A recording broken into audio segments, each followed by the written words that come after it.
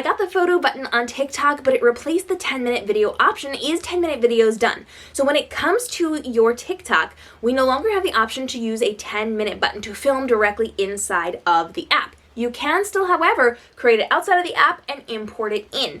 So TikTok is exclusively and specifically saying, we want your longer video, but we want you to do it higher end. We want you to put more time and effort into it. We want you to be able to repurpose this from other places. We want you to be able to take your YouTube content, etc., and put it on our platform.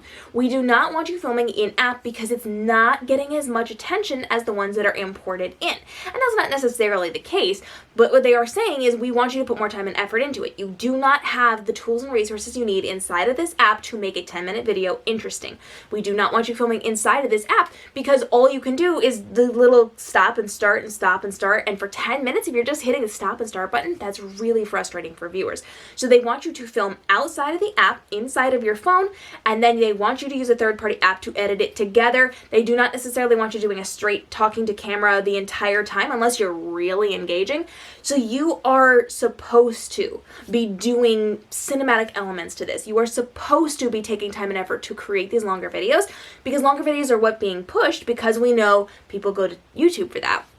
So they're trying to compete with YouTube. They're trying to be more educational and more instructional. So if you can do educational content and instructional content, that's going to be pushed a little bit more. But people on TikTok are trained to go as small as possible. They have 7 seconds before they scroll away. So if you're doing a 10-minute video and most people are attuned to 7-second videos, unless you're really good at it, they're going to scroll away. So you have to make sure that you're doing something that is with intentionality going to keep their attention. They want you to be educational. They want you to be instructional. They want you to create longer videos. They specifically said they're going to push longer videos, but they have replaced it in app because those don't retain people's attention simply because the tools and resources are not being used properly. And we're getting these really long, pretty boring stories, and it's just not working well on the platform. So you can and should try to be posting some longer content. It doesn't always work on this platform, but if you've got a really good piece of content you're already creating for your YouTube channel, or if you've got a really good piece of content that you think would be good for your audience, by all means, do that.